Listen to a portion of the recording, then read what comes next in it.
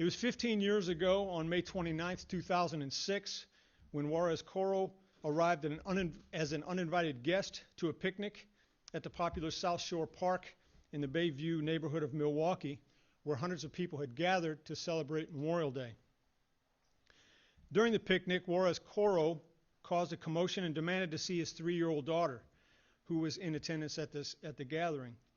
His estranged wife informed him that he was not allowed to see his daughter that day and demanded that he leave the gathering. Juarez Coro then became very agitated. Shortly thereafter, produced a handgun from his waistband and shot at his estranged wife as well as her family and friends. In total, 5 people were shot, 2 of which were fatally wounded. A Milwaukee Police Department officer that responded to the scene performed CPR on one of the victims, who was able to regain consciousness and breathe on their own. Had it not been for the heroic efforts of that MPD officer, there may have been 3 fatally wounded people that day. According to an eyewitness account, Juarez Coro brandished the firearm and demanded 4 of the 5 victims get to their knees, but before they got to their knees, he systematically shot each of them in an execution-style manner. On June the 1st of 2006, the Milwaukee County Circuit Court issued a felony warrant for Juarez Coro for 2 counts of intentional homicide, first degree, and 3 counts of attempted intentional homicide, first degree. On June the 2nd of 2006, a federal arrest warrant was issued for Juarez Coro by the United States District Court in the Eastern District of Wisconsin, after Juarez Coro was charged federally with an unlawful flight to avoid prosecution.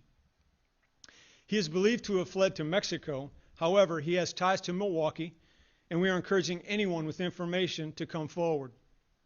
Juarez Coro is now 47 years old.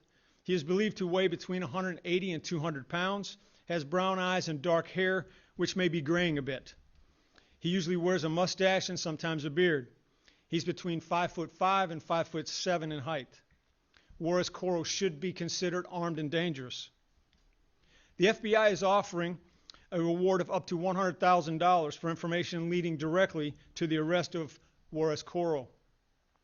Anyone with information concerning Juarez Coro should take no action on themselves, but should immediately contact the nearest FBI office or local law enforcement agency.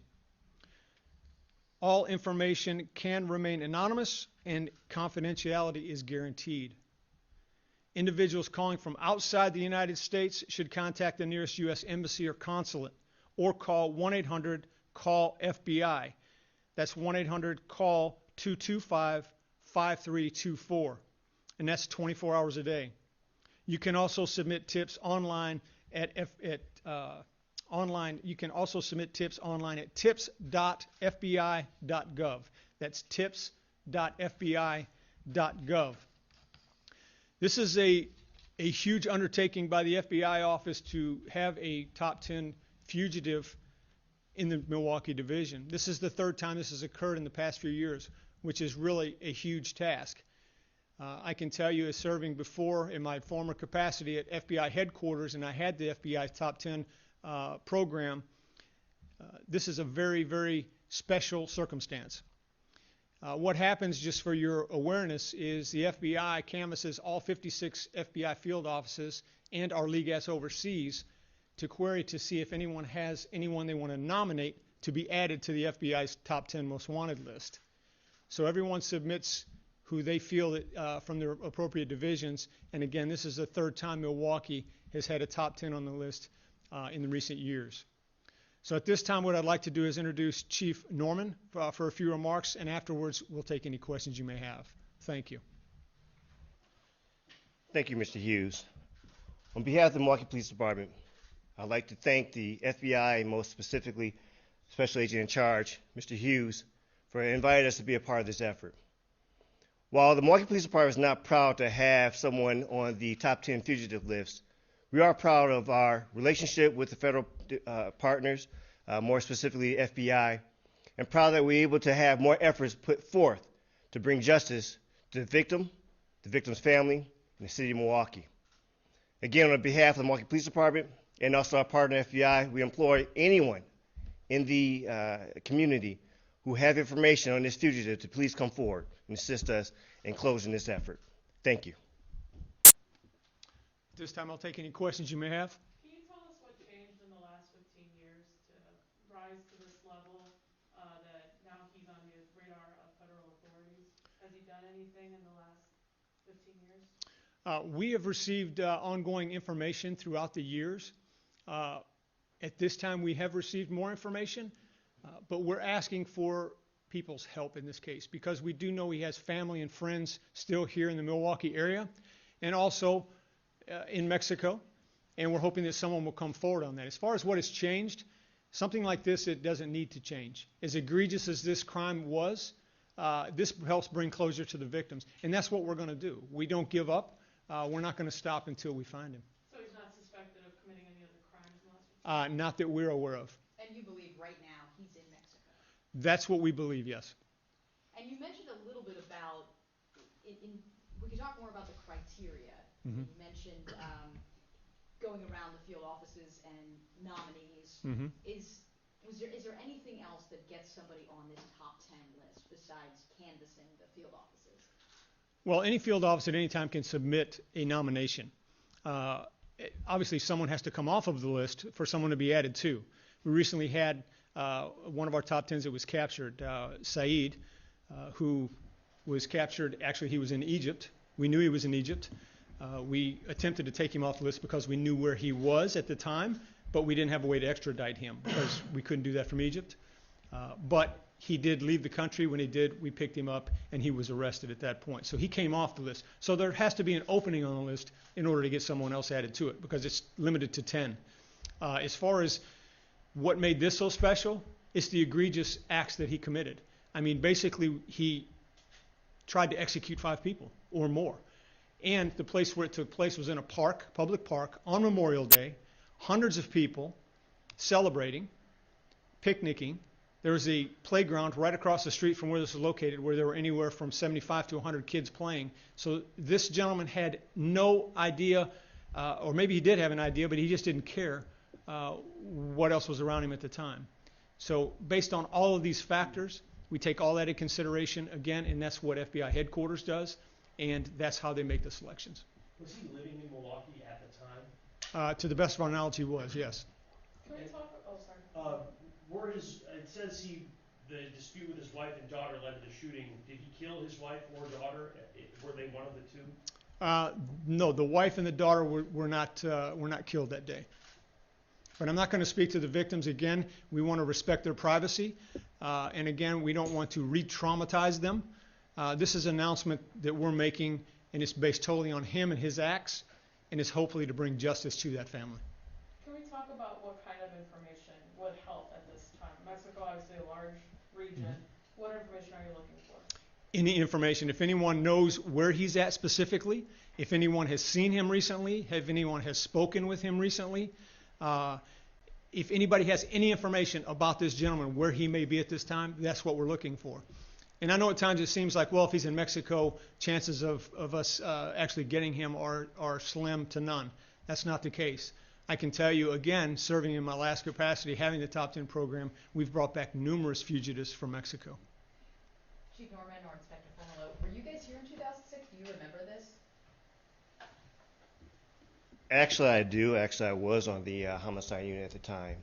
So having that burned in your head in regards to the heinous acts that took place that day, again, as Mr. Hughes spoke about during a holiday weekend in a park, does give it the level of urgency and importance in regards to having these efforts put forth.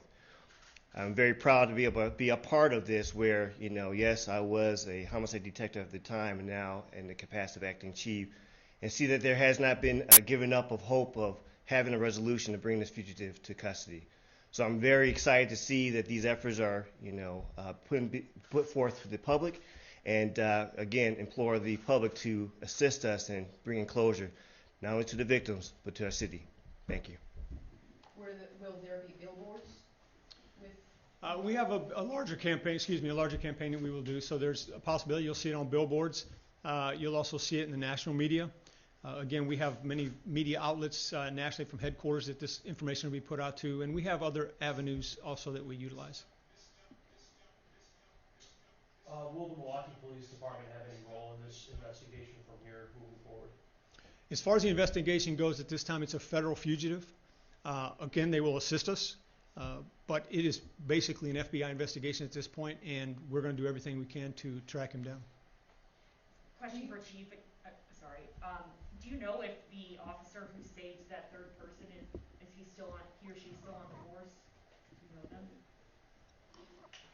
Actually, I don't have that answer at this time, but we can follow up with that information a little bit later, because it always is important to recognize those who have put their efforts and professionalism forth to be able to be assisted in that manner. Again, this is a heinous crime that the men and women of the Milwaukee Police Department worked hard to bring that particular information to a point where we can have a warrant now that our federal partners can assist us in moving forward in regards to not only taking a ball where we can only have our limitations of resources and abilities, but now be able to find this individual wherever he may be in regards to bringing him to justice. And when someone gets elevated to this status on this list, do you find more tips come in quickly, or is there any extra work that goes into having a top 10 fugitive? Well, there's a lot of work that goes into it, and you see my staff here, again, my ASAC Rob Botch, Supervisory Special Agent Jason Soul, and Supervisory Special Agent Karen Marinos. So they lead my violent crime and gang squad, and there's a lot of work that will go into it.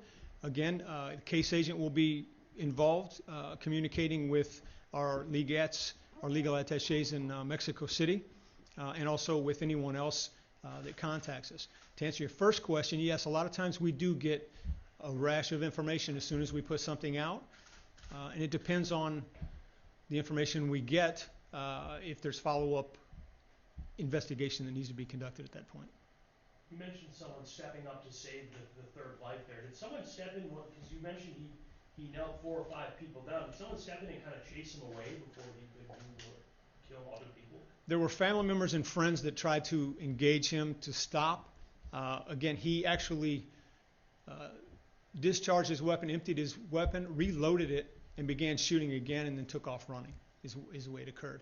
But he did, according to eyewitnesses, he lined up 5 members on the ground on their knees is when he started shooting.